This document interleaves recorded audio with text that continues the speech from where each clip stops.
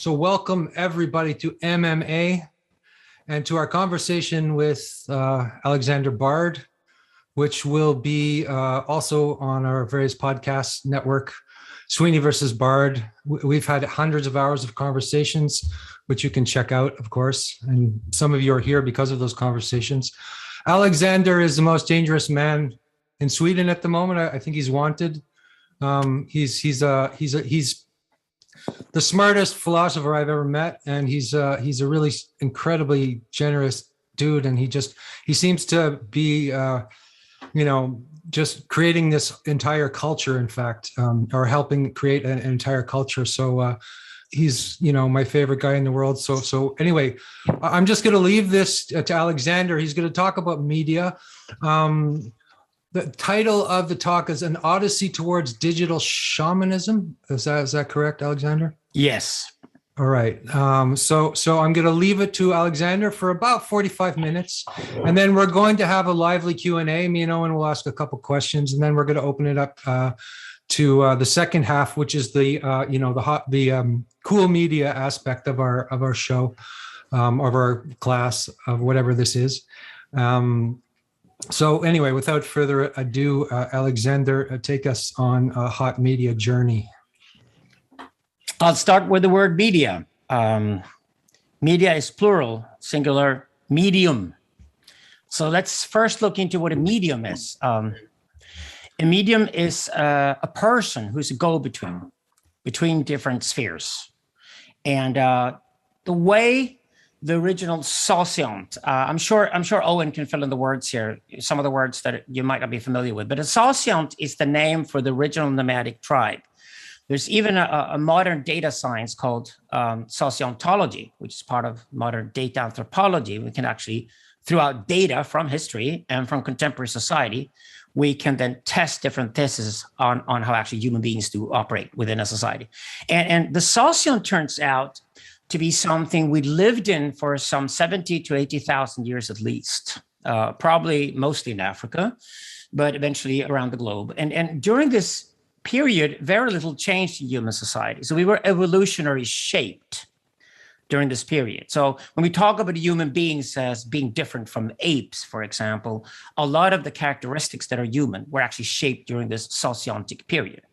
And the sociant here is a mix of social, for human interaction, and ontology for being. So in the sense that we can formulate today a being of what it means to be human, we call this sociontology. So I will refer to the sociant.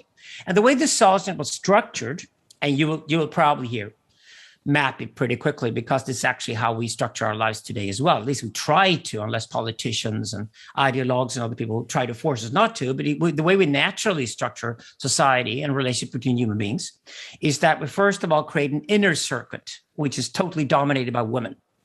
It's also called the matriarchy. It's usually led by the oldest woman of the tribe, who happens to be tyrant, by the way. Women do not have a problem with dictatorships at all. It's men who have a problem with dictatorships, not women. But it's just the older woman is usually in control of the inner circuit. And outside the inner circuit is the outer circuit, which is, of course, the realm of the vast majority of men. At least straight women and straight men are located in these two spheres. And in between the two spheres, there's a membrane. That's what we call this membranics. There's a membrane of androgynous people. The androgynous people are usually the ones we call gays and lesbians and trans people in a given society. Some of the gay guys are even part of the inner circuit. Some of the lesbian women are part of the outer circuit. If you go to see a hairdresser with 5 women gossiping, it's usually a gay guy fixing their hair. If you go out shooting, hunting in northern Scandinavia, the woman who comes along with the biggest gun is probably the lesbian of the village. So you find these characters, but they're membranic, meaning that they're go-betweens. And the reason for this is that, number one, men and women do want to be sexually attracted to one another. And the way to be sexually attracted is to find something totally alien and mystical about the other gender. And the way we pursue that is that women and men actually pressure each other away from each other as much as possible to increase sexual attraction in between. And this forces us eventually as humans, and we're a flock animal, to develop more of these androgynous traits among approximately 4% of the population. So this is what we call the androgynous caste in in our philosophy. And the androgynous caste are always about for population of any given population anywhere in the world. It means this was actually shaped during the socionic. It's not something that developed in China or America or in Greenland. It developed during the socionic. And that's why we can claim that we have these people around. They're go-betweens, right? They're mediums. Gay guys and lesbians are mediums between men and women. That's what we need them. And that's where they're a small minority, but they're still incredibly important to keep a society together. And then if you go outside the outer circuit, where say 92% of men are located, then you find what's called the shamanoid people, or the shamanic caste. I've written a lot about this with John Söderqvist in our work. So in the tribal map, the shamans are actually outside the tribe, but still belong to the tribe. Here's again when many of the contradictions that actually are very productive. So a shaman is somebody who walks out of the tribe, but it's still part of the tribe. So you have to go outside the tribe to see the shaman, even if the shaman is a member of the tribe. Now, why are there shamanoid people? Another 4% of the population. The shamanoid and androgynous caste in total are about 8% of the population. As we find this characteristic. 92% of men and 92% of women happen to be perfectly straight. Right? So the shamanoid have a sexual characteristics like they don't even care what they fuck. Get used to it. Like they don't know what sexual orientation is. If it breathes and has a pulse, it's probably something to play around with. Because the shamanoid are incredible risk takers. They often die young. Say you think of a rock star, for example, that's often very much a shamanoid personality. And the shamans are the real mediums of the tribe. Why? Because the shamans are the only ones who can contact other tribes without being killed. All the connections between tribes are constant warfare. There's nothing but constant warfare between tribes, with the exception of shamans. I've seen this literally myself, for example, in New Guinea, that the guys shape their swords and things, and they go to war, and they actually literally kill each other in the afternoon. But there's these guys with these weird kind of costumes or signals that just walk straight through. They go straight through the battlefield, and nobody would ever throw anything at them, right? Because they're the go-betweens. They're the hotline between the tribes. So in case the war is over or it's declared over, it's the shamans to declare it over because they're the ones who walk in between. Say you got a football field. You got a referee. The referee acts the same role. The referee is both part of the team, but also outside the team. And that's exactly how shamans operate. So shamans are mediums. And this is very crucial here. That the shamanoid characteristics are very uncommon, very rare, but serve a very important purpose. All outside communication from the sociant are handled by shamans. That includes both horizontal outside communication, which is the name when you talk to strangers from other tribes, usually shamans representing other tribes, for example. And this is also the case when it comes to vertical communication with the outside world, which is talking to the gods or the demons. So the gods up above or the demons below, basically. So the guys who talk to the gods and the strangers and the demons are the shamans. You cannot do that. That is impossible for you. You will get killed instantly if you talk to the gods or the strangers or the demons. That's how life basically is in the sociant. And this limit between you and the gods and the strangers and the demons is called the Bard Absolute. I'm sure we can fill that in here as well. B-A-R-R-E-D. It's not named after me, for God's sake.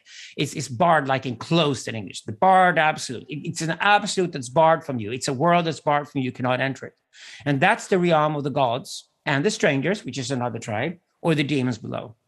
The shamans have a monopoly on communication with these realms. This is where media starts. So in a society where we only talk to each other, we lived in nomadic tribes that were constantly on the move. We usually had some kind of priest or chief that led us, usually one of each, if we were lucky, like Moses and Aaron leaving for the promised land, because men locate either a specialty in the body or a specialty in the mind. We always do two heroes of the priest or the chief that lead. And we need them to lead because the only one guy at the forefront is like Xi Jinping in China. We're moving towards ultimate destruction. That's what always ends with tyranny among men, right? So the priest and the chief will lead, and then the matriarchs at the very end, and the whole tribe moves forward, and it must move.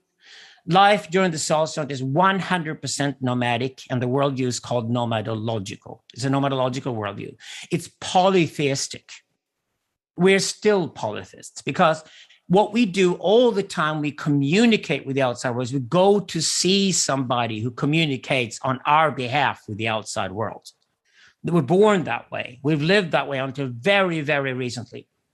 Human beings have always gone to somebody to talk to them. So, for example, when you get monotheism, eventually when we settle down, it's because the priest talked directly to God, but we talk to the gods. So we can either go and talk to one of the lesser gods, for example, the saints of Catholicism, or the bodhisattvas of Buddhism, or any of the gods of the whole polytheistic pantheon, right? We go and talk to any of the lesser gods. We can do that as human beings. We can never go and talk to God himself. If somebody needs to talk to God himself, we need to go to see priests, and the priest may then on our behalf talk to God. That's called monotheism. Monotheism always has to have a Bard absolute between us and God. Christianity and Islam eventually experiment with getting rid of the Bard absolute, and that's exactly what those religions today are incredibly problematic. And I'll explain later why that is the case, because we're moving towards a very chaotic sort of apocalyptic state in the world today. As you probably sensed already, I'll now explain why, because this is very much to do with media. So the way it works is that you go and see the shaman for anything where you need contact with the outside world. So, for example, you get a disease of some kind, or you might need some exorcism. You have a mental disease. You need to get a demon out of you, right? You can go and see the shaman to get that work done. You might also be concerned that there's a stranger out there from another tribe that you happen to know from the last battlefield or whatever. You actually ended up stealing his sister or whatever, and she's now inside your tribe, and you want to have some kind of communication with the other tribe. The shaman could probably act as a go-between in that case too. So all peaceful communication between tribes is also handled by shamans.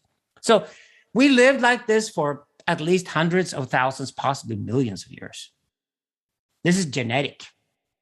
We're born with this map, with the tribal map. We're born with the inner circle.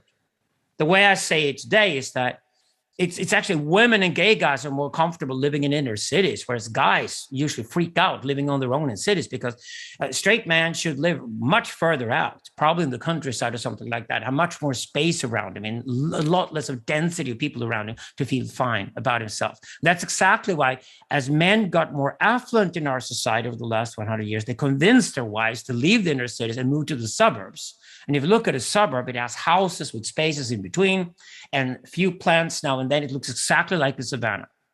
We just basically reconstructed the savannah, and that's exactly why men now building houses in suburbs. And when the suburbs get too dense, it's always the man who comes to the woman and says, why don't we get a cottage house somewhere where we at least can go in the summer where there are too many people around in the suburbs as well, and we can have a little lake and, tons of space for the kids and things like that. And then they hopefully, if they have enough money, they buy a cottage. And if you're wealthy, you always had a castle in the countryside, and you still do today. And you only have a flat in the city where you trade and you socialize, but you only stay in the city for as long as you have to. Because if you're a man, you want to get out of the city. You want to get out of the countryside. You want to get out to the outer circuit. That's how you realize the tribal map really works for us today as well.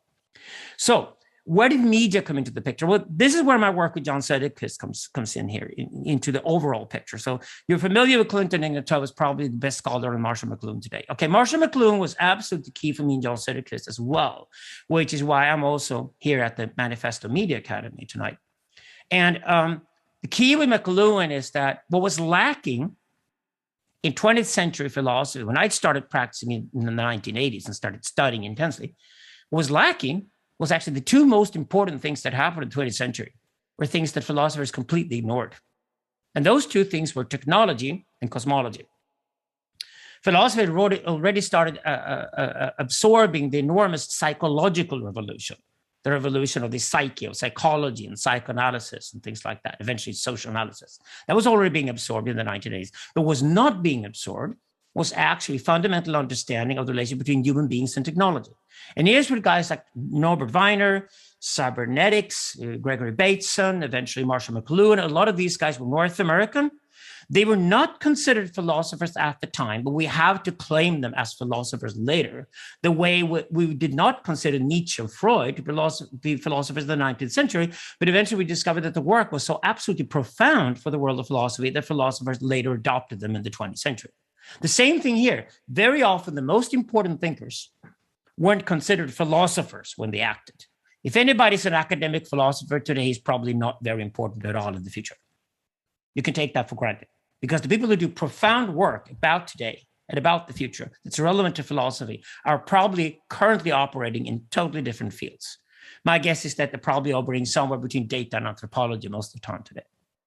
So this is the case here as well. I had to go through all these guys and study cybernetics, do Marshall McLuhan, before I could write my first book, The Netocrats, with John Söderqvist, published in the year 2000. And it's like a mixture of Nietzsche, Hegel, Marx, Deleuze, and McLuhan, tons of McLuhan in there. But I'm not going to go into McLuhan here because Clinton does that beautifully. I'm going to look instead at how we differentiated from McLuhan, because McLuhan actually made a study on media and the direct interaction of the interface between media and human beings, on hot and cold media, and how we react differently depending on whether the media is hot and cold, etc. He had lots of theories about this. He had theories on television screens and how radio waves function on us and things like that. But John and I were not really interested in that. While we pursued technology, we went directly to technology itself and its relationship to human beings. And we then realized that information technology is the technology par excellence. I mean, all other technologies are dependent on language, and they're dependent on information technology. We develop technologies because we have information technology first. So we made it a lot more simple than McLuhan by simply looking at power structures and how different information technologies shape different power structures in different societies. And this, of course, where Thomas Kuhn comes into the picture and his study of paradigms. And what we did was that we took Thomas Kuhn's theory on paradigms and paradigm shifts and applied it to information technology. This is now common, but actually it was Jan and I who first started dividing history into 4 parts. The first one is precisely the socionic and the nomadic life of society where spoken language is the most advanced form of communication, where power is concentrated around the place where you store and process the most information, which is inside the head of the oldest woman of the tribe. The oldest person of the tribe, processing information in their brains with all the memories, everything they have. We call it wisdom today. Wisdom was the only knowledge you have access to because nothing was written down. Now that changed dramatically between 10 and 5,000 years ago. Of course, we know it started with the Sumerians. It started with the development of written language. And as soon as there was written language in place, people could develop technologies. Warriors became engineers, and hunters became traders. And they started developing technologies and coins and things, and they could trade. And through irrigation, the first major technology, and eventually the construction of large temples, and eventually the construction of other buildings, we were permanently settled all of a sudden. I used to say that once upon a time, some 8,000 years ago, a fat woman in Babylon or somewhere around there sat down and somehow she convinced others that was a good idea. A bit like, the first influencer would have done today with the internet. And suddenly we had permanent settlements. And these permanent settlements, although they were constant warfare with one another, were so successfully in breeding more kids who could survive. There was no increase in population during the last 50 to 100,000 years before permanent settlements arrived. The maximum population on the planet, as long as we were nomadic, was 3 million.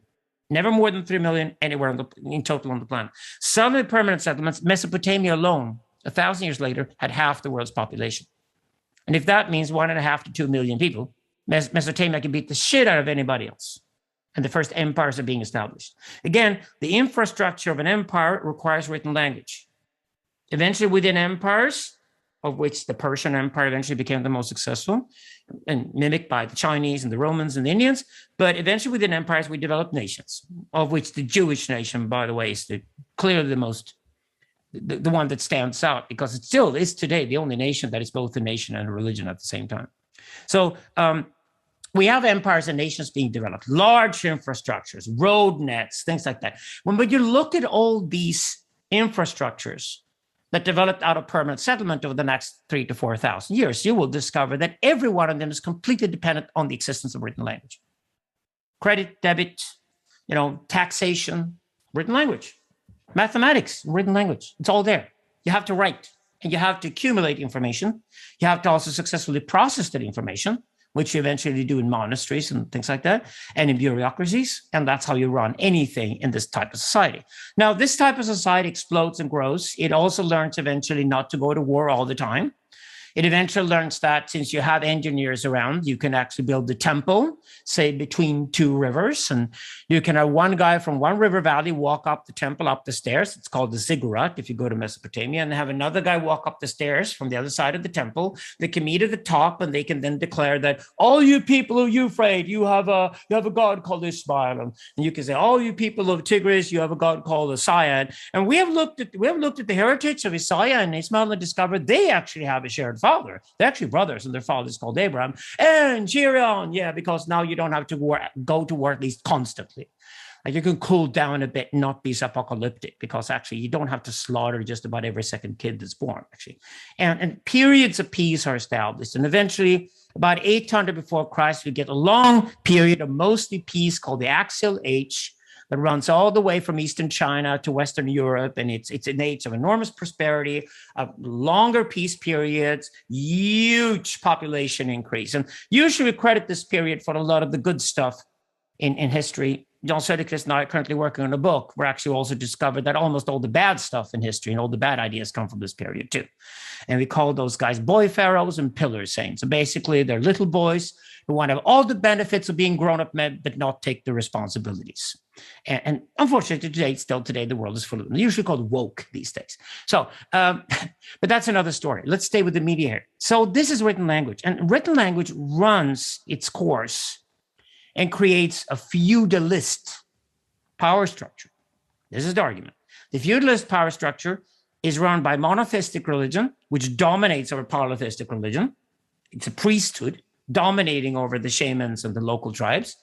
And it's the production of truth in any given society that goes feudalist. You then also have a monarchy where the chief has all settled down and creates a court around himself, and he becomes the monarch. And the monarchs are then usually inherited to create some kind of stability around the monarchy. Then you have a nobility, they are aristocracy. And these are the landowners, because land owning is the most important asset in a written language society. It's a feudal society, and it's a feudalist power structure. So the landowners own the land, right? And this structure works really well unless you get a new interruptive media technology that beats the shit out of written language. That arrives in 1450 in Germany, of all places. Suddenly we have cheap paper around, and we could make printing presses. And the cost of manufacturing a single book falls from about 150,000 euros per book to 3 cents. All these handwriters are unemployed within 100 years. By 1558, we're printing books like mad in Europe. Other parts of the world are starting to take off too. And any part of the world where you have a population of over 50% that can read and write, you get the Revolution of Paris in 1789. You're probably familiar with this already, because you're probably familiar with my work in this sense. So that leads into the industrial age capitalism, a new religion called individualism that we've been practicing, at least in Europe and North America, for the past 400 years. It's part of the US Constitution. It's certainly part of the French Constitution. And we hang on these sort of secular orders as our religion today. We have state and we have market separated. And these are the sort of phallic orders that we live with today. And we've lived with this society up until very recently. In the 1980s, this all changes. Why? The internet arrives. Okay, please note here the difference between Bard S04E01 on one hand and McLuhan on the other. McLuhan is obsessed with the electronic age, he's obsessed with television sets, obsessed with radio, all these different media, changes our perception of the world, and we're affected by it. It's very Aristotelian.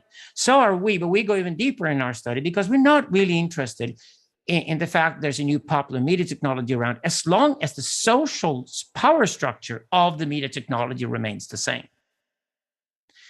And the Napoleonic power structure that was developed first in France, then in the United Kingdom and Germany, and eventually in America, and eventually spread around the world, with the Europeans conquering 3 different continents and colonizing them and all that. Because with the printing press and some, cannon boats, you can conquer the world quite easily because nobody can resist you.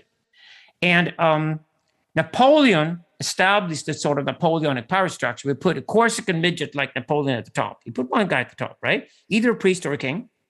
And leading down from that, you then have a structure, a hierarchy. And very little information, enough information to run the structure pops up the other way. But basically, it's a one-way communication structure. The printing press delivers an enormously efficient one-way communication structure that happens to be advantages for men and disadvantages for women. It's not that there's anything wrong with patriarchy. The problem was that matriarchy was more or less dissolved because matriarchy is at the end of the nomadological line. This was a society where industry prospered. Okay? Industry took over from land ownership. Owning stock, well, having money, it's capitalism, having money and then spending the money and owning stock in industrial corporations was how you made a fortune. Almost entirely men. Industrial structure. Then you have academia that replaces the church. We throw out Catholicism and Christianity, basically, or at least we marginalize them and make them underclass phenomena. And then you upper class go to university. They get academic educations. That's how they solidify their enormous power positions in society. You get an academic institution, academic education, you're fine. You're fine. You're off. You're flying. You will certainly belong to the elite once you get an academic education, as long as we lived in this society, right? And the third institution that replaced the king, the monarch, was politics. Plays the same role. So you see how the structure, the triad, the power structure is repeated. This is what you won't find in McLuhan, but you will find in Bardster exist. This sort of Nietzschean power structural analysis, right? So we get politics, we get academia, and we get industry. And that's essentially the society we grew up in. That's essentially the society today that tried to save itself from going down. That's exactly what all the most terrible people are in politics. All the most terrible people are in old industry. They're advertising is worse than ever, and we hate it more than ever because it's actually dying. These guys just don't know that yet. Because all the different ways that they communicate are now failing. It's impossible for politicians to communicate today. That's why Donald Trump beat the shit out of them. He was just an internet star. He was a Twitter star. He beat the shit out of them, became president of the United States, just to prove that politicians are over and politics is dead.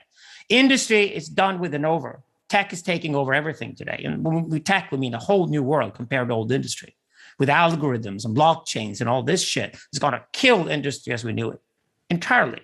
And the same thing with academia. Who the hell wants to go to Harvard any longer when you can get the same education as Harvard online for like 100th of the cost? Why would you read a 100 book in 50/50 when you can get printed copies of any book you like? It's the same thing now. History repeats itself. So it's a media explosion here. It's all about media. And it's all about a radical change of how we relate to information technology. And it changes the picture for men and women alike. So what is it that's so scary about the internet revolution? What's so scary is that if you take the Napoleonic structures, you think you've got Napoleon at the top, and he's either an academic professor, the academic Napoleonic structure, or he's an industrial corporate leader, that's the capitalist power structure, or he's a politician, and then he probably adheres to some kind of individualism. You're supposed to be a citizen, you're supposed to vote for him every 4 years, and then keep your mouth shut because it's all about one-way communication, and then he decides for you how to live your life. That's the way politicians are spoiled, and that's how they used to run the world. Everything has changed, hasn't it? Yeah, everything's dramatically changed in the last 30 years. What has happened was that this hierarchy, if you go all the way down to the hierarchy, when Napoleon was around in the early 1800s, he would consider the lowest part of the hierarchy. Now, everybody in the hierarchy could read and write. That's the whole purpose of industrial capitalist individual society. Teach everybody to read and write. They're a lot more useful if they can read and write than if they can't. And so you can't teach just about everybody to read and write and count. You might as well do that, but you also have them at the very bottom. And the people at the very bottom, especially young men, who really couldn't get ahead in the hierarchy, they were considered cannon fodder. At least you could do one thing. You could write them a note and say, you go first tomorrow and we go into the battlefield and you might die, but you die for the flag and the nation and we'll give you an honor burial and your girlfriend will be proud of you although you're dead. She'll get a new boyfriend anyway next week, so who cares, right? That's the way basically you treated the people at the bottom. What happened from the 1980s onward is that the people at the bottom of the hierarchy, the very cannon fodder of society, the men and women lowest in society with the lowest esteem, started talking directly to each other. And the elite didn't see. They didn't want to see what the internet was. When I started studying this in the mid-1990s, what was shocking to me was that nobody was interested in what the internet really was. So I started taking on my sort of harsh tone and, became this almost trickster-like philosopher by saying that, shit, guys. And then I started preaching like that, and they had to listen. And that was what led into the first 3 books that I wrote with Jan, was basically this insight that the internet, the first thing it's going to do is not going to make money for the old elite. It's going to destroy the old elites. It's going to fuck up everything for them, just like the printing press did before it 600 years ago. History is just repeating itself, but now on a much more dramatical scale. This is probably the biggest revolution in human history. Why? Because the cannon fodder are talking directly to each other. This is the first time in human history where the one-way communication of the elite to the masses breaks down entirely. That's called the apocalypse in the Bible. And although we have economic growth and we seem to have handled COVID-19 well, and we try to go back to normal, there's this eerie feeling among us right now. That's why men go to the men's movement to start doing men's work. And women try to look up other women because women look up older women. Because when we know something is eerily wrong within our society, we go back into the circuits. Women do go back into the inner circuit. Why is this so? Men go back into the outer circle. And we try to find a priest who can guide us. And we tried to find a new chief because the old chief is redundant. He's not capable of running us any longer. He doesn't understand what's going on. We throw out the politicians. We throw out the corporate leaders. We throw out the academic professors. They're useless. They're useless. None of them are part of the men's movement. We can't have them. So what is this then? Well, what happens is the cannon fodder talk directly to one another. Basically, they're commenting on the old elite, because that's what they used to do at the kitchen table at home. So they basically extend the kitchen table conversation. The family dinner conversation is extended to clan dinner conversation, to tribal dinner conversation. And then you end up in the perfect Facebook forums. They're perfectly sized. They're subcultures. They're identically sized according to tribes or clans. They're either about 250 in them or about 1,200. They go straight to these 2 sizes. And in the 1,200 size, you start having different groups that act out against one another, but they still stay within the same realm. So you have some kind of a container, an ideological container you agree on, but you can have a thriving debate. When you go down to the size of 250, you get to clan size. Then everybody agrees. But then it's all about action. For men, it's all about a project. It's all about sharing a project. Why do we find a project? Why do we set out something in the future and a place and a time in the future where we build something together? And we start planning for building that. And all of a sudden, all the guys go, yeah, I finally feel I have meaning and purpose because I was looking for meaning and purpose. I couldn't find it. Yeah, exactly. Because the meaning and purpose that the Napoleonic power structure writing with is done.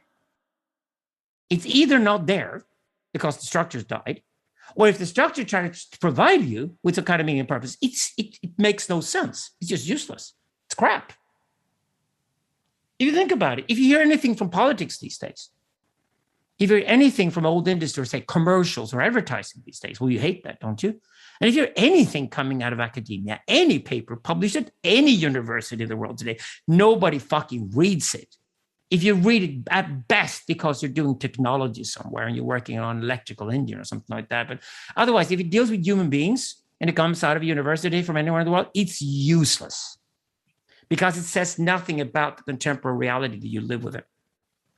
So what we need to solve here when speaking about media is that how do we as men behave, react, adjust to this new human technological environment? Well, the first thing to remember, because it was a premise when we started, is that human beings have not changed. We are almost identical to our fathers and our grandfathers, and our sons and our grandsons will be identical to us. We might have high hopes for maybe breeding some higher human race one day, but I'll tell you what, when the girls get drunk on a Friday night, they fuck with the wrong guy anyway, and then they come home and we have to be fathers for whatever they're pregnant with. That's the way the world works. It still works that way, still will work that way. Tinder hasn't really helped in improving on the genetic makeup of humanity. It hasn't. No, it hasn't. So that's what we have to live with. But that's good though, because it gives us a constant to operate from it. That's what we're looking for. We don't want chaos. And of course, we're men, we have dick, we want phallus, we want order, right? We're supposed to provide order in society. The order we get here is that human beings are a constant. We can start from that premise. Now, technology is the one thing that changes. Yeah? And technology changes incrementally. So if you want to do technology, you become a protopian, not utopian, dystopian, you become a protopian. A protopian meaning that you love incrementally improving technologies all the time. But what happens is, specifically with information technology, is that technologies improve incrementally, but one day, all of a sudden, boom, there's a tipping point, and everything changes forever. One of those tipping points was the launch of the first smartphone by Apple. It was absolutely evident among technologists that the laptop that had become so popular and that the mobile phone that had become so popular would one day merge. But all the different attempts at creating the technology that merged the two failed because it usually wasn't good enough to be a laptop or good enough to be a mobile phone. The innovation had to be almost as good as the laptop, say 99% of a laptop, and almost as good as a mobile phone, say 99% of a mobile phone. And Steve Jobs finally managed to do that with Apple. They launched the first smartphone that just broke through completely. Okay, so we all got smartphones. I got one here, Samsung, because I hate Apple. Said that now. And on my, by the way, it's on flight mode, so it's not going to call in the middle of all this. But if I just use this interface, if I just look at myself the McLuhanite way, if I look at myself how I react to this machine, okay? What I do then is that I have the world served to me here. I know that I have access to more information here than all the world libraries 10 years ago. Directly in my pocket, I have access to all that information. I also have access to algorithms. And algorithms, if they're at least properly adjusted to me and not manipulated or corrupted, the algorithms will help me find what I'm looking for almost instantly. And if I stay around with some friends around, I've got a Zoom meeting, a team of guys, then we can certainly find out just about anything we want to find out. The world has become transparent to us. Everything is being stored. Nothing is being forgotten. Never happened before in history. Never happened before. All our behaviors, everything we do, there are cameras, there are microphones everywhere interacting with us. We're going towards a sensocracy. We're going towards a system of cameras and microphones everywhere with very, very sophisticated, huge data clouds connected to them. Do you think politics can compete with this? Of course it can. The Chinese already have a plan. What they want to do is to put a tyrant at the top of the whole machine. They love the idea of sensocracy. Their version of sensocracy is to put Xi Jinping at the top of the whole machine and then control all the other aspects of Chinese society and have all the data flow to him so he knows what's going on, so he can then control and tame and domesticate everybody. And then he can decide if you get to speak or not. Because he's sick and tired of all the Chinese people babbling online. And so are the Chinese people, by the way. Doesn't make any sense, right? So what are we going to do in that case? Are we going to fight the powers that want to censor us, or are we going to keep the enormous power when the cannon fodder stopped being cannon fodder and became people and starting to get power and have power? I suggest not. I suggest instead we're going to fight to keep our algorithms free and open, reflecting ourselves. And if we're smart, we also throw in a few little random things into our algorithms that disturb us, because then we get smarter. It's called antagony. It's called having an opponent. You must always, if you want to be smart, look for somebody who disagrees with you, because otherwise you're stupid, right? So this is what we do if we're smart. We fight to keep the internet open because of its enormous power, without being naive about the enormous apocalyptic destruction it's causing at the same time. We know that climate change is a challenge, not the dramatic one it's portrayed to be. It's just because women love it, because they love ghosts, right? Perfect ghost is climate change. You can never prove anything. You can just claim anything. Oh, it rained today, climate change, right? Okay, so if you did something wrong yesterday and you didn't fix the house and it rained in the house, it's climate change, right? Women love that. They love blaming something or somebody. That's what women are driving. Greta Thunberg, so all these female demons are driving the whole climate change thing. But it is a concern, right? It has to be solved sooner or later. We need to build, for men, we need to build fusion nuclear reactors and supply the world with enormous amounts of cheap, abundant, constant electricity, and then we can water the deserts of the world. And finally, in history, we can have Cosmopotamia. We can have Sahara Green, right? Have you ever thought of that? If you're a man, you should think that way today. That's the capacity of the internet when you start thinking about it. But the sensocracy, what do we want to do with the sensocracy? We don't want the Chinese model. Why? Because we're born knowing that if you give all the power to one guy, he will then walk us straight into disaster, simply because we wouldn't even tell him where we're at. We won't give him our data. No, we want the priest and the chief. We want the two guys separated. And if you separate the priest and chief, we might as well let the women have the third power, which is the matriarch, who we're all responsible to anyway. Any ethics we ever construct as men has to end with the line, if women don't want to give birth to children in the society you create, you've failed. That's the end line in any ethics for any man, right? You give the power to the matriarch. You have the matriarch. She represents women. We have a priest and chief. You have a stable triad. It turns out it completely reflects the triads of previous paradigms. You want a paradigm to stabilize. If you want the internet society to stabilize, it has to have this structure of a triad. Priest, chief, matriarch. So let's appoint the smartest guy of them all, who admires the strongest guy of us all. And let's appoint the strongest guy of us all and make sure he admires the smartest guy of us all. And then we have the two leaders. And then we give women the third role, the matriarchy, which is essentially the Supreme Court in the US Constitution.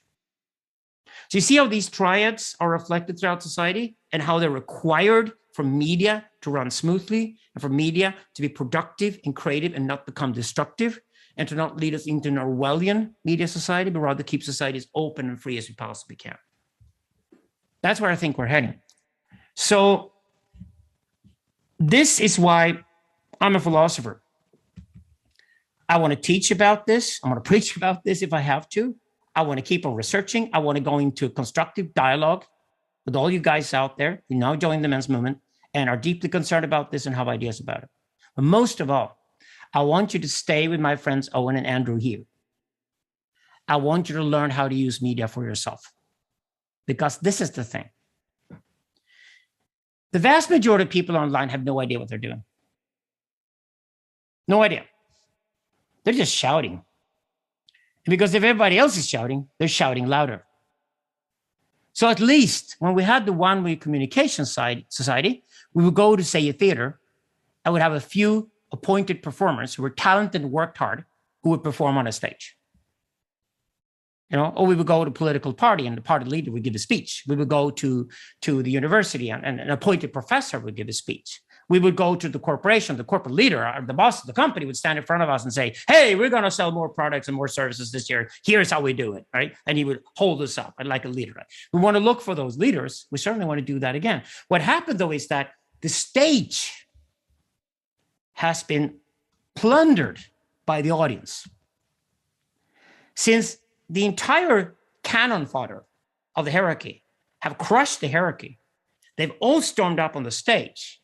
So the society we live in today is a society where everybody is on the stage and there's no audience left. There's no audience left. This is what Instagram is. This is what Facebook is. This is what Twitter is. Very, very, very few people stand out because they manage to scream louder or at least scream more interestingly. They get more followers than others, but very, very, very few people do. We call these people the notocracy in our work, the new elite. And the rest, the mass of people, are just a concentrariat who get their social media and scream at the top of their lungs and nobody listens. That's the actual structure, the power structure of contemporary society. Power is now concentrated more than ever in the hands of the few. Of the few own the data. Of the few actually manage to get through all this noise and are listened to because they're fewer than ever. They're fewer than ever. I have 122,000 followers on Twitter. I don't say that to brag, but I say to inspire you guys. I'm a role model. I don't think any one of you is even close to 122,000 followers on Twitter. Well, then get better at it. Improve. Listen to Owen and Andrew. Learn. how to use cameras, how to use microphones, how to use the smartest of your head, how to listen into people, how to communicate in an attractive way in a world where one-way communication is dead and communication has gone interactive. The trick is, how do you become a successful interactive commentator? It's a whole new game. There are no schools in interactivity. There are no schools in how you listen best and still communicate properly back to other people. There are no schools on how you keep your integrity while listening to other people at the same time. There are no schools on how you keep a sociopath inside your social network for as long as you can actually use him before you deservedly kick him out with a warning sign. There are no schools in interactivity. There are no schools on how you're human in this environment. It's totally open to experimentation. We're in the 1470s. The vast majority of people are guessing about the internet, and all their guesses are wrong. We're guaranteed that Google, Facebook, all these guys will fail, because there'll be other guys coming along further down the road who'll be much better at this than they are. And I need you guys to join me in experimenting and take out the best of your phallic personalities, whether you're a priest or whether you're chief, or whether you go with a priest, you're a monk, or whether you're a soldier, you go with the chief, or whether you're both. Maybe you have elements of both a soldier and a monk inside of you. Tell people your story. Connect with other people, listen to them, help them tell their story. Get engaged. Understand that at least half of men's work from now on will go online. Put your men's group online. Have a digital men's group. Experiment with that. Have a physical men's group where you live as well. Experiment with the format. You live in two worlds at the moment. You live in both the physical and the digital. And you can experiment in between. Go to Burning Man. For God's sake, go to Burning Man. Go to the borderland in Scandinavia. Go to nowhere in Spain. Go to these participatory festivals. By the way, you find the most attractive, fun, doers, sexy girls in the world there. If you want to look for girls, that's the place to go. Highly recommended. Why? Because participatory culture is precisely where digital and physical meet. The best place to learn how to operate successfully online is to merge digital and physical. But for God's sake, unless you're a computer games designer, stay away from the fucking computer games and the endless porn sessions late at night, because they're going to make you a loser. If you're not understanding the internet is an interactive medium where you're supposed to interact with other men and women, and you just use it to consume, you're already the new cannon fodder at the bottom. Because the people who don't communicate with anybody else at all are going to be the new cannon fodder. And this time around, there is not even going to be a battlefield for you to sacrifice your life on. You're going to be sedated. You're going to be a problem. You're going to be given psychiatric drugs just to keep yourself calm. Stay away from anything out there that fosters you to isolate yourself, and start living with other men to then date women to become successful in this sort of mixed digital physical realm we're moving right now, and do it with me. Thank you. Thank you, Alexander.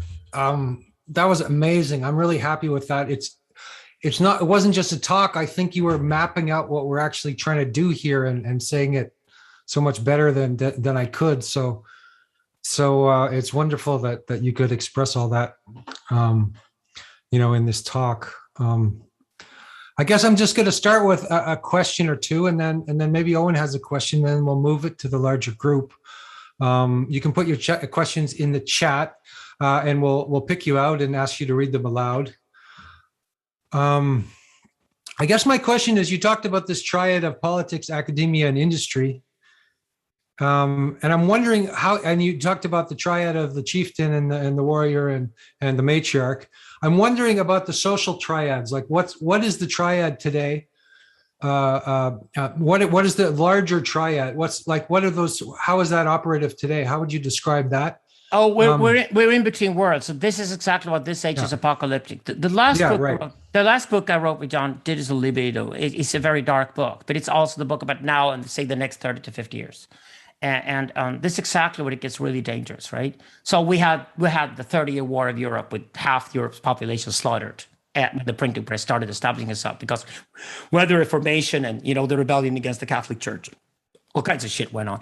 So it's going to probably get very bloody and dramatic first. That's very, very likely. Just take that for granted. I think it's not so much about the United States and China going to war, but rather the United States and China and Russia imploding. I think the old large political structures will implode eventually. And city-states like Singapore and Dubai are a much better model for this sort of more and more digital realm we're in right now. But I want to say one thing, though, could be a good opening. The point here is that if we take the shamanic character, we know that shaman is really weird and really rare and dangerous and risk-taking, right? The problem is that the shaman is the guy who was first on the stage, if anybody was on the stage, because the stage was in the forest. It was out in the wilderness. To go to see the shaman was a very dramatic thing to do. So the shaman is the origin of theater. He's the origin of the guy on the stage. And later, when we've permanently settled, we then put the priest in the shaman's position. And next to the priest, you put the king. And it's the priest who talks and speaks and tells us the story about why the tribe now has to permanently settle and why that's a good idea, right? I'm a Zoroaster myself. He's a lot with these things. But the problem today is that when the entire old power structure, politics, academia, and industry falls apart, and everybody now has media, then everybody wants to be a rock star, fashion model. All the characters that young people aspire to today when they go online are shamanic. That is incredibly dangerous because these guys are not born shamanoid. They have no understanding what it means to be shamanic. They don't even know what they're doing. And I'll tell you what, I work with psychiatry these days because as a psychoanalyst and philosopher, I have to work with psychiatry, right? And we've discovered that we have a huge explosion in psychiatric care. There are also young men coming in, which is worrying me, but actually the big flood coming in after COVID-19 are 20-year-old girls. Their heads are fucked. They've been on Instagram day and night the last 2.5 to 3 years. There were no more pictures coming in since about 1.5 years ago, right? So they're just repeating the same pictures all over again. Every third teenage girl in the Western world today is suicidal. The eating disorders, gender dysmorphia, all these signals we have, psychiatric diseases that did not even exist when I was a kid are exploding. The apocalyptic state today is really caught with 20-year-old girls. And if any one of you is a father with the teenagers at home, you know what I'm talking about. Because you might have a girl who's a leader at school, but even she's concerned. Like she's concerned at best. But I would say the majority of teenage girls today are affected by this way. This is what Instagram has done to these girls. I tell you what, when we get around to this historically, what we had to do eventually with the tobacco industry, and eventually had to do with the opiate medical industry and sue the hell out of them and kill them and take their billions away from them, we will have to do with Facebook eventually. I firmly believe that Frances Hogan, a real matriarch ever there was the whistleblower of Facebook this week. And when she exposed Facebook, Instagram, and WhatsApp for what Mark Zuckerberg has done, they were going after 11-year-old girls next. They're worse than French pedophile priests, these people. I just want to say that because we admire the shaman. The priest is shamanic. He is a phallic character. The male shaman is somebody we all need to go to. When we go to the confession booth, we go to see priest, right? When we listen to an inspiring talk where we're going next, we go and see the priest. But only 1 out of 10 men is a monk. 9 men out of 10 is a soldier. Alexander, the theater of cruelty, like Anton Artaud, he had this idea of the theater of cruelty, where he put everybody on the stage and nobody, the one person off the stage. So it just reminds me of what you're talking. It's like today. A theater of cruelty that's happening or the way I put it is because it's kids and they don't know what they're doing and their parents don't understand shit.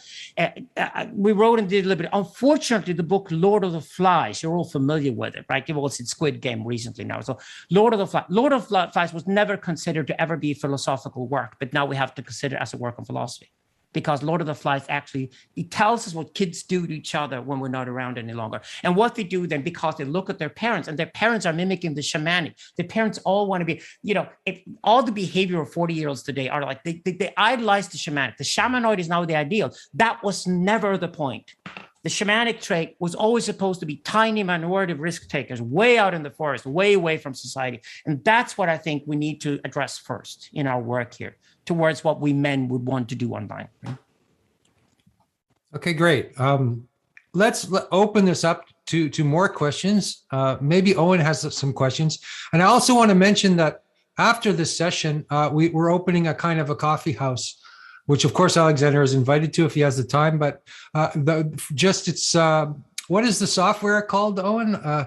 It's kind of like you mingle around and meet people and get in various groups so that you can all have conversations with each other. So we're going to do that after the whole session. So stick around for that. Yeah, it's called wonder.me. I'm going to stick a link to it in the chat box afterwards. You can click on it and then you get a feel for it. It's a very cool platform. So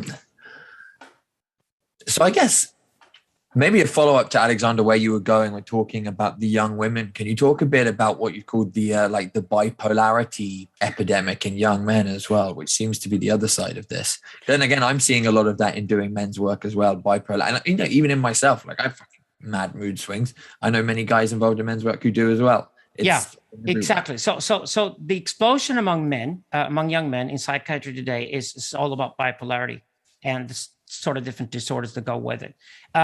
What happens is with the male brain is that it can handle a certain sensory intake, right? But we no longer live in the countryside, we live in cities. We no longer meet on average 100 people during a lifetime, we meet 100,000 people during a lifetime. We watch millions of people during a lifetime.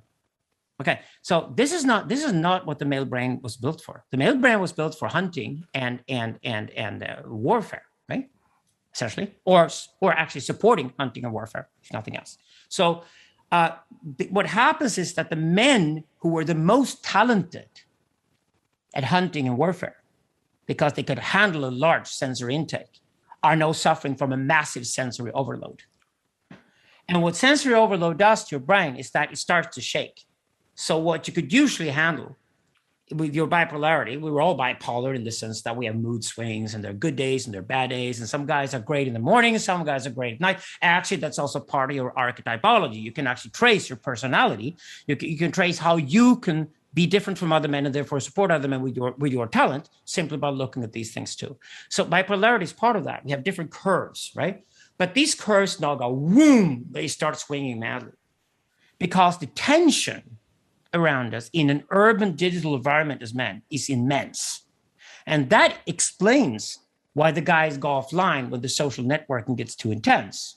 And they start playing computer games just to relax, which is fine. And then they go into porn because they haven't really talked to any girls, so the girls are not seeing them. So they basically think that pornography will replace the girl. And it does for a while, and not for too long, right? And this gets eerie with the guys. And what happens is they just start to isolate themselves. And here's the interesting thing. If you remember the tribal map, when a girl reacts, something is fundamentally wrong. She reacts outwardly. That's why girls blame others for her problems.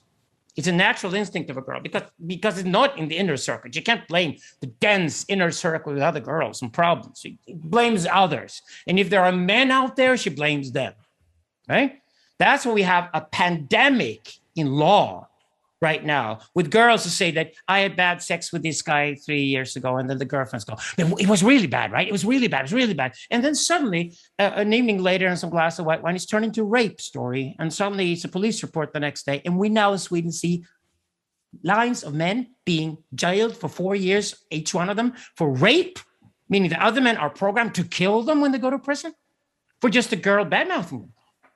It's hysterical in Sweden right now because Sweden is incredibly advanced. Same patterns in South Korea. The countries that are at the forefront of the digital revolution, where people are most digitally savvy, are also the country where we see these problems first.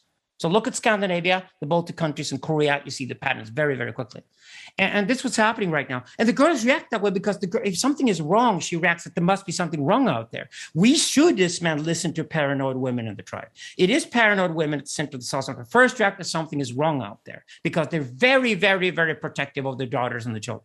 They're programmed to be that way. But when the guy feels something is wrong, he blames himself. It's his fault.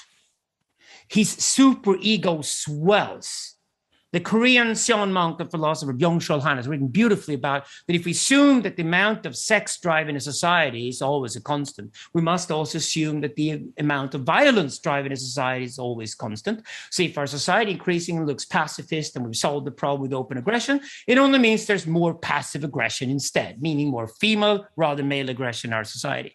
And so women get aggressive when men are not aggressive any longer, but they get aggressive in a different way, in a passive way.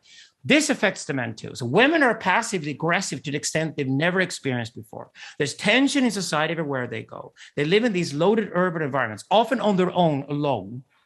And then they're attacked by sensory overload constantly. They can't make sense of. And the mood swings start to go up and down intensely. And they cannot go to work and they cannot study. They can't do the things they're supposed to do. They lose all meaning and purpose and they blame it on themselves. You see it through social phobia, and that's the ultimate tragedy. We have to actively go and find these guys because they're locking themselves up, terrified of the outside world. Usually the only person they ever talk to when they're 23 is their fucking mom, who gets nothing. They go back to the tit, which makes it even worse. So we're going to see mental institutions loaded with these Instagram eating disorder freaks. We're going to see mental institutions loaded with 40-year-old women who've broken down completely, burned out, like Byung-Chul Han says, because they don't know what they're up to. All the promises they were given by our society from politics and academia and from industry have turned out to be bluntly, untrue. Because after 22 years old, you go old in the eyes of men and women, if you're a woman, right? But for men, it's somewhere between 23 and 35 where the breakdown comes. It's a massive mental breakdown. They blame everything on themselves. They don't say anything. And that's why you always find them in the psychiatric emergency unit, which is the worst place to handle your psychiatry. The worst place to handle it. But that's where you find these guys. And we need to start looking for them. We need to find men's work and men who are willing to go to these units and just be willing to listen to a brother one at a time and tell them you must not blame yourself. It's an enormous complex thing that's going on, but it's apocalyptic. It's apocalyptic. So the answer to my question is that we don't really know what the next forms are. We're in between worlds. Yes, we work with it philosophically speaking. We know that it's going to be informationalists because the people who possess and process data, which is the new capital, they'll be incredibly powerful. We know there'll be sensocrats, that we know the people who will work actively with AI to control the world, control society. They will say they will solve the climate crisis. They will tell us they will lock up the atomic bombs. We'll give them all the power because we have to, because nobody else has solved those problems. The only people who work on a global level are these sensocrats. And the third one, which I have the greatest hope for, is that engineers make a huge comeback and traders make a huge comeback. The things that men are great at makes a huge comeback, called the digital patriarchy. And these are the protopians, they're the third category. And they replace the previous academics. They replace the previous churches. That's exactly why men's work is deeply spiritual, because it's protopianism is a spiritual exercise. I would like to say that an engineer today who incrementally improves the world every day through technology must start to consider himself as a spiritual person, because the new priests will be these priests to preach, the gospel of engineering, because engineering is the only way to solve the world's problems, including these problems we're talking about here. So maybe Eskil, do you want to handle the questioning? Yeah, Even sure. following the chat? Yeah, sure. Because Just ask people to read their question to Alexander. I think so, exactly. So Klaas, you asked the first one. You want to repeat it here? Yeah, you can do that. Yeah. Well, it's about democracy. Do we have to accept this democracy as we know it will die? I mean, democracy as a nation state phenomena, a nationalistic phenomena. What will happen in the future? If you haven't noticed, it's already dead. Yeah. It's pathetic. It's just theatrical now. America replaced a TV show Gumbo South Park character with a demented corpse. Right. The evidence for the irony of this is immense. Politics still though has influence because the old paradigm is still around. capitalism is still around. People still believe in individualism, although that's moving down into the underclasses now.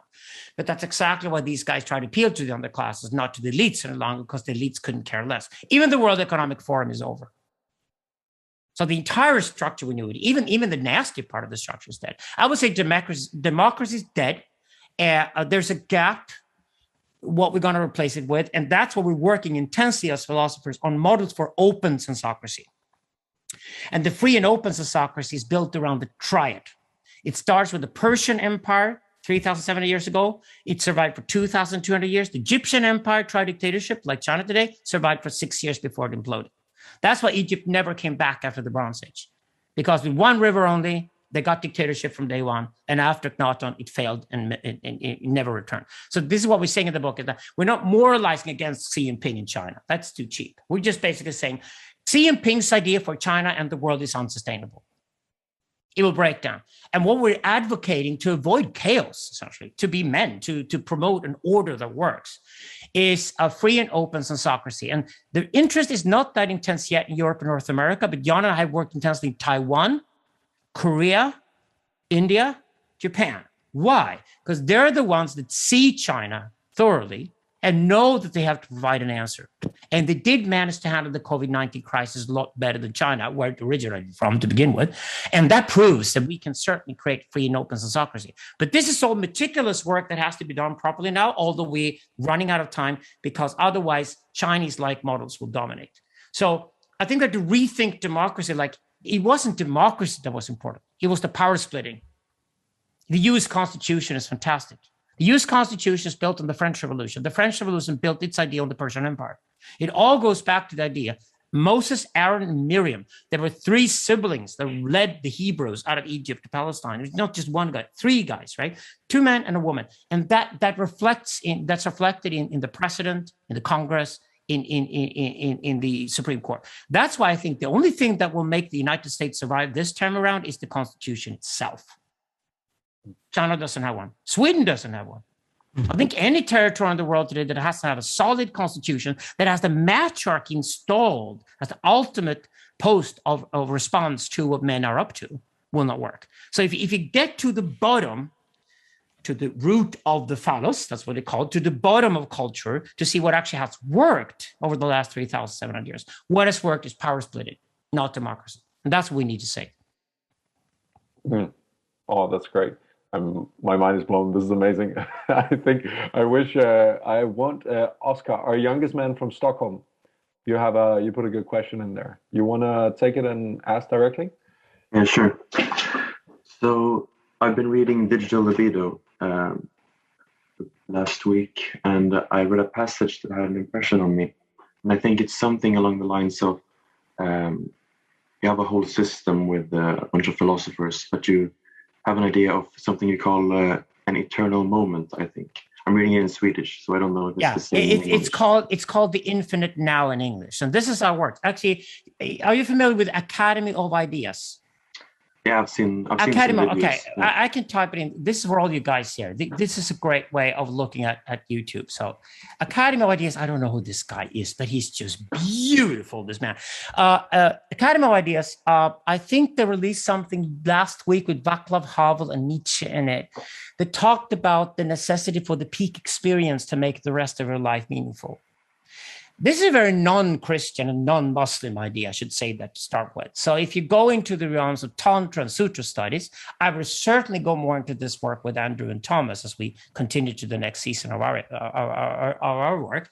But I would say the infinite now is the idea that if you have an immense ecstatic experience in your life, the easiest one to say is that maybe you're actually in the room where your wife gives birth to your first child.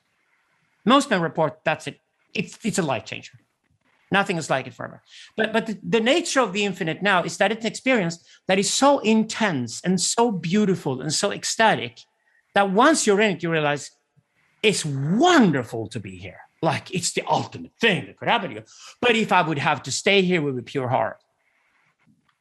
It would be horror if you had to stay there. And that's when you know you're in the infinite now. I'd say that the way most guys try to explore today is if you do it with a friend, you do it with psychedelics. If you do it with a woman, maybe if you do really, really good tantric sex for 6 hours, you reach that peak with her, right? Or for example, a really, really strong transformative experience, that just a tipping point in your life. All of a sudden, your life changed dramatically, and it was beautiful what happened to you, and you're just grateful for the rest of your life that you got the chance to go through that experience. And that's the nature of the infinite now. The infinite now, the lesson to learn from the infinite now, which is deep spiritual teaching, is that it should be of the nature that if you experienced it once, you memorize it. And you memorize it in such a way that you don't ever have to do it ever again. That is the difference between the infinite now and the kick seeking that abusers do. So say if you see kicks all the time, you want more and more intense kicks, right? You immediately become an abuser. You become an addict. That's what all addicts are. And if you want to avoid drug addiction, sex addiction, all these addictions, you better start by preparing before you go into these experiences, by removing all the different traumas and other shit you got in your life. Because if you, for example, have a terrible relationship with your mother and you start having sex with women, you're going to become a sex addict in no time at all. And none of your relationship with women are going to work. So this is why the teaching on the infinite now is so important, because it gives you hope that you could possibly experience the infinite now, if you're lucky, at least once in your life. And if you experience the infinite now, the way you do it is you're well prepared for it. Although it suddenly just happens. It almost shocks you when you're there. Say you do psychedelics with a friend, you could experience that. But once you experience it, you will experience that coming down from the experience is what teaches you something. It makes you a real grown-up. And then you memorize the experience. You don't ever have to do it again. But if you have that experience, say sexual with a woman, or you have the psychedelic experience with a man, or it's just an experience of intense natural beauty with a friend or something like that, say you decide. But it's just the most intense experience you ever have that is beyond words, beyond description. It cannot be described. You'd rather keep it sacred with your friend. But I can assure you that the sign you've experienced it and you've handled it carefully, so you came down, you memorized it, and that friend or that woman you share that experience with is somebody you can just look into the eye the rest of your life and they know you. They just smile. They just look at you and they know you because you had that experience together. That is the infinite now. Nietzsche writes about it. He calls it Rausch. It's brutal German word. Usually it's referred to as flow in contemporary American English, although it's flow has all these words in English become Californian inflated by now. It's just useless. As soon as flow was in the self-help books, I knew the word was dead. I prefer again to use either the German word Rausch or the expression the infinite now, because the fact that it's a contradiction means that it is beyond description. That's why we use that term. I think it's going to be very important eventually in men's work, but that's we take the men's work into the tantric realm. So we got to go slowly in that direction. So because we don't want to make a single guy who joins men's work or comes here online here with MMA to ever become an addict. We want to avoid addiction. And the way to avoid addiction is to be well prepared for these experiences before you go through them. Great. Thanks, Alexander. The infinite now was there. Mike Allison, you put a little while ago a concern and a question. Yeah, so this kind of dovetails with Klaus was asking about democracy. So if democracy is dying, and we've kind of felt like that was probably coming for a while, but then COVID hits and we give them all the power. They have more power now than they've ever had. And this is also kind of in relation to the Facebook whistleblower. Like I see that as an opportunity to seize more power. There's more censorship. And I agree with you. Like there's a problem certainly with mental health and social media and online communication. So I guess how do we solve that without giving over more institutional power to this decaying structure? Is that maybe part of the decay of the structure, is that they just kind of go through this totalitarian cycle and burn themselves out? Yes, excellent question, Mike. This refers directly to a speech I gave 3 weeks ago at the Crypto Castle outside Leipzig in Germany. I work with the crypto guys all the time. I wrote the Netocrats, inspired Rick Falkfinger to start the first pirate party. I've been with the hackers all along. Jan Söderqvist works with hackers in Taiwan. We work with the hackers all the time, right? Why? Because they are the sort of gorillas today who create decentralized platforms, and they all hate Facebook and Google and the giants. So they are the ones that are building platforms in a much more communal space, much more like participatory culture. So I relate Burning Man, for example, to the hackers world, and they often now start to overlap, which is fantastic. So my speech 3 weeks ago in Leipzig argued this very simple thesis. that we think of a coin you got in front of you, not a Bitcoin, they're overrated. But you think got a coin in front of you. One side of the coin is algorithms, and the other side of the coin is blockchains. And since blockchains lock history into the past, so we cannot change history at all, which is fantastic in the sense that nobody can bullshit us any longer. Capitalism was a great bullshit detractor. It removed a lot of bullshitting between people because it basically forced us to put a price on anything we could sell. And it also forced us to declare those things holy and sacred, which we would not sell. The things you don't sell, like somebody you love. You don't sell love, for example. You can sell sex, but not love. It's a perfect example of things we do not sell. Capitalism actually fostered us to a spiritual point. We had to recognize what was spiritual to us. So if you think of the coin, the algorithm, and the blockchain undoubtedly locks history. Anything that happens at any point in time will be locked forever. Now, that is actually why these huge tech giants are terrified of blockchain, because they like to manipulate the algorithms, they like to corrupt the algorithms, and they like to conform the algorithms. Please note these three words, because they actually apply directly to the old power structures. It is politicians, they're woke today, who want to manipulate the algorithms, so they dictate what you're going to see when you start searching on Google. It is the last remnants of the commercial forces of capitalism that through advertising that's getting more and more desperate because we hate it, we call it spam, we throw it away. We're going to consider the abolition of advertising historically is more important than the abolition of slavery eventually, because we're going to hate advertisers so much because they're the biggest fucking, most awful liars ever. The most horrible evil people we ever have with advertisers. And finally, when children said, we want to get rid of these guys. They're worse than slave owners, right? When we finally start seeing the picture. Okay, they're now trying to corrupt us. The ads used to be a warning sign when you did the Google search. Now the ads are at the top of Google.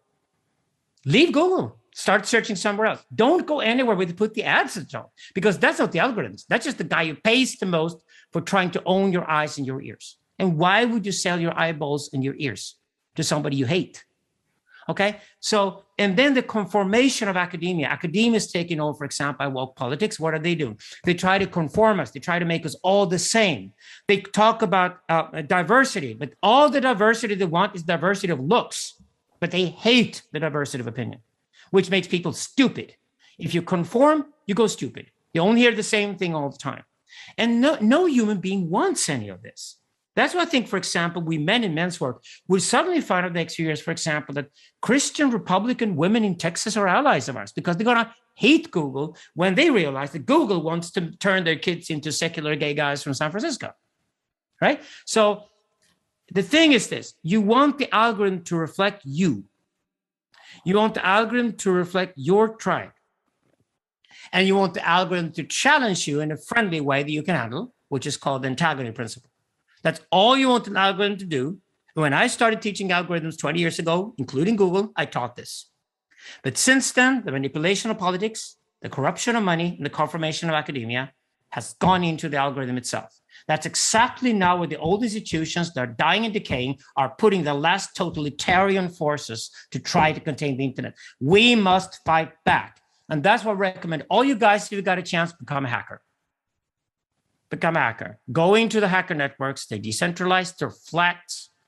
And they hate woke, and they hate power grabbing, and they hate centralization. They want to go for a decentralized world, and I think we can benefit enormously as men who take responsibility for ourselves by going into that decentralized realm.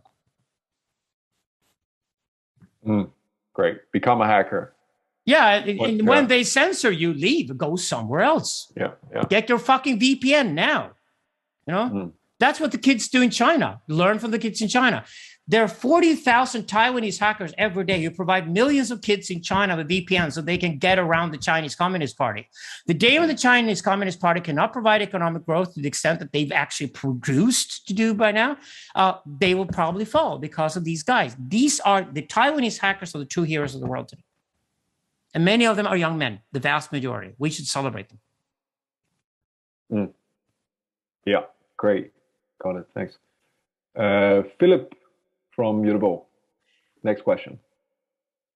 Yeah, my question is about the shamanic caste and genetic engineering.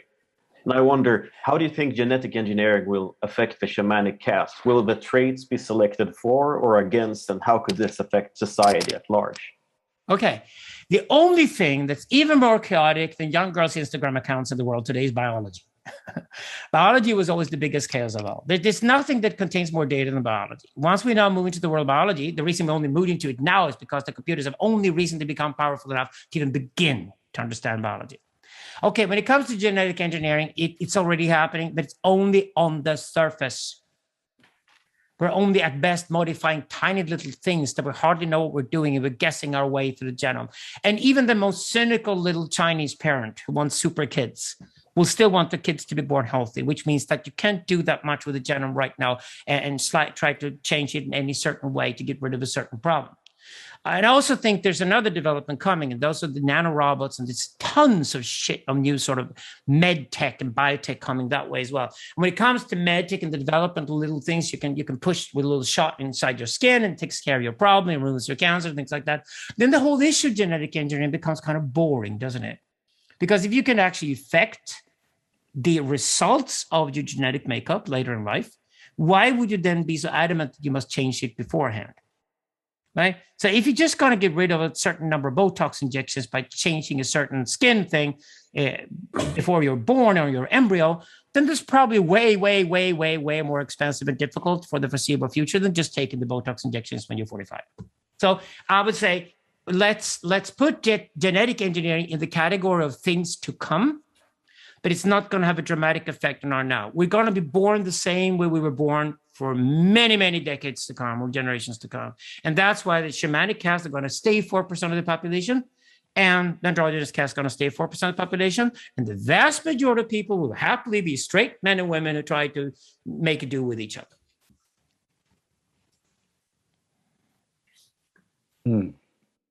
Good. Are there any more questions among the men? I'm sure Andrew and Owen are sitting on a bunch. There's a new one that's just come up from Nils in the box. I see. Great, Nils. Yeah. So, what are the possibilities of powerful collaborations between the paradigms? So, just if I imagine a professor at Uppsala University, let's say in philosophy, and she's an academic in that power structure, and let's say she's a powerful woman or a powerful man, and she's collaborating with an actor in the new paradigm, so let's say Protopian. Can their collaboration revivify the decaying structure of sort of academia, or is like maybe just put that on a timeline? So I'll stop talking now. I was just going to think, if they have a sexual relationship, I would fully endorse it. So if you want to fuck your female professor, good luck. I'll start there. No, seriously. The thing is this: if you look at the map of Europe, for example, when it came to industrialization, which started in the UK, in England, it went so rapidly. There was an entire new class of people that did the whole thing. And basically, the nobility were sitting on the countryside in the huge farms, and they became poor eventually. And they didn't really realize that the world had changed until these guys came from the cities with tons of money and bought their property. It started laughing at them, right? The same thing happened in France. It was only when industrialization started in Germany, which was much later in the 19th century, way into the 19th century, but then really exploded because it was very well organized once the Germans copied the French and English, and they learned the lesson. And Germany was the only country, only major economy in Europe where actually people that had long last names and came from the nobility also became industrialists. Not fully, but to a certain extent. So I would say that the old paradigm will fight the new paradigm with tooth and nails and everything it has. It will also be bad at fighting that fight because the old paradigm will then absorb the lower talents of the world. Like the higher talents of society go straight into tech, and they go straight into digital, and they become protopians and industrialists and sensocrats without hardly even knowing it. That's what, especially young men. That's what we talk about. Digital patriarchy will return. Men will again benefit. Women will be left behind because women are not up to what actually is required to run digital. Men are much better at it. The women are basically just babbling their time away with each other, which is their equivalent to doing pornography. And almost all women are doing that, which means that Instagram is actually women's worst enemy today. It's not helpful to them. It's a fake power. It's pseudo power. It's not actually authentic power. We look at the overall picture. So I would say that the old paradigm, because it absorbs the bad talent, tons of woke people who nobody wants to listen to. So you start a Twitter account Nobody follows you. Then you go into politics. You start an Instagram account, nobody follows you. Then you go into academia. you go on WhatsApp. You don't make any friends on any of these social media, and you think you're going to go into old industry. When in the old industry, you're hardly even worth anything because you're competing with a robot these days. So the problem is that the old paradigm is absorbing all the wrong people, which I think why it will be really violent this time around when the new paradigm establishes itself. But once it does, it will run over the old paradigm in no time at all. And I just don't try to save the old paradigm. It's a dragon to kill, to get to the virgin behind the dragon. It's not somebody to save to then have an affair with. It really is a dragon, right? It really is a dragon now. Kill the old paradigm, take part in that, and then prepare to enjoy the virgin on the other side of the dragon. Brilliant. I want one more question from Anis. You wanna ask your question here as the last one? Yes, sure. So yeah, like Alexander, you said that each paradigm has a main idea, and the main idea today is the network. So what would be your advice for us as a network or virtual tribe in order to thrive in this new paradigm? I'm part in the project. One of you guys might love the idea so much you will be ahead of me in no time at all, but I'm part of a project here where 8 guys are meeting on a regular basis in Stockholm, and we plan to build a digital monastery. And that's going to start as a virtual digital monastery, actually in a few weeks' time. Then it's going to be a physical monastery in a few years' time. We plan to live together. I think monasteries are back. And monasteries are shamanic entities that serve the tribal community. So we will then serve the community around us from the monastery where we live. The reason why we do this is that I actually think we're moving towards a new Middle Ages. Technology will go global. It already is. It's called the internet. The internet protocol is the new law of the universe, more or less. But that's for technology. Technology has its own law, and that's a global law. So technology goes global, but as technology goes global, we will increasingly be forced to go more local. And that means the only thing we can trust is the sociont. That's what we do sociontology. That's what the patterns we see with people. Every time people organize themselves in the digital realm, they organize themselves in the tribal structure because the nation and the empire are way too abstract forms for people to organize themselves today online. So what happens is that they organize themselves in a tribal manner. And I think that to be part of your local community where you live is key. And to then be part of a similar digital community is also key.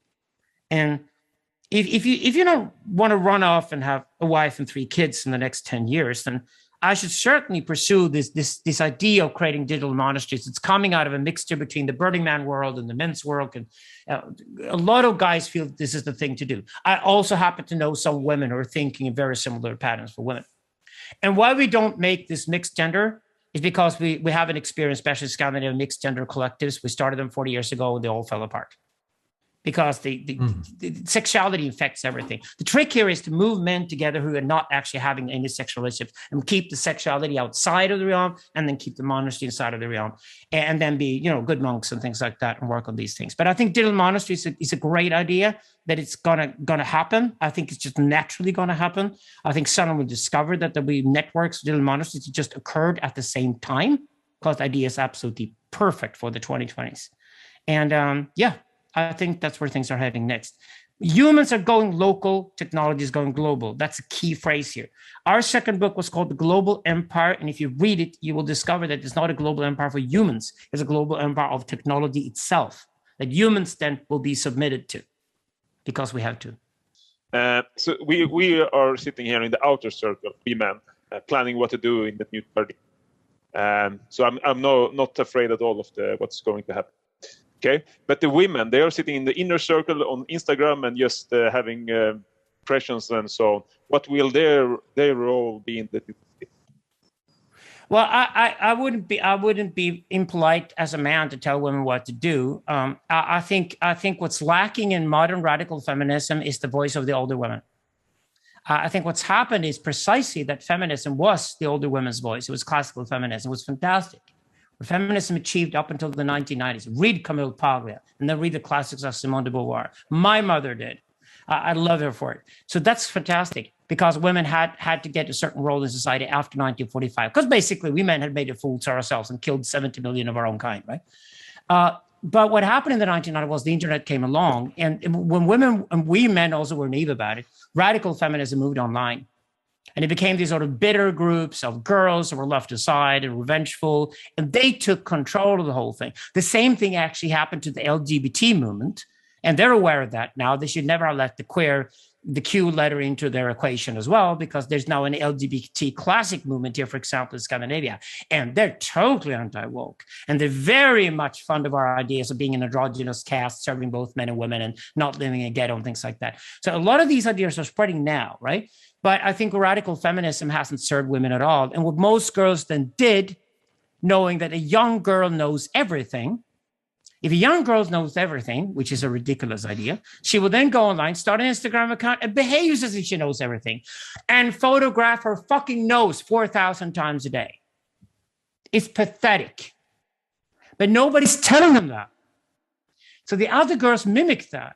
So you end up with this whole completely idiotic circle of young girls who just mimic the same behavior, which is this weird behavior of, you must look great, you must look great, you must look better, you must go thinner, you must go thinner. And the eating disorders and the dysmorphia, the gender dysmorphia, all these things that girls go through right now is because there are no older women around to teach them what a woman should be like. So they're suffering from an immense rite of passage disorder. They don't do the rite of passage from girl to woman. They stay girls. And because they stay girls and the older women are not around. And that's because the older women didn't go online. And when they did go online, they only talked to each other. So the first problem of generational isolation we see right now is not actually among men, it's among women. I think once you get around to this, it's all dialectical, it takes time. I think we'll have a lot of older women stepping into the picture with a very mature discussion of what it means to be a woman rather than being a girl. Because just like men have, they desperately need to get out of the boy thing and get into the man thing. And women have to do the same journey. And I think they have to do it. Yeah, what in the meantime, I think women will go a lot more socially conservative, because when the experimentation on the side of young women fails, women go hunting for a guy who's wealthy and's got a dick and can fuck her and she can have children and she doesn't have to go to work. I think women will go much less radical and go much more socially conservative over the next 10 to 15 years, simply as a response to the idea that the other model wasn't working. But then after that, maybe they can also reach a new dialectical stage when it's some kind of more powerful, more mature woman can be in charge. And at the end of the day, we must create a society where women want to give birth to children. That's timeless. It has to end there.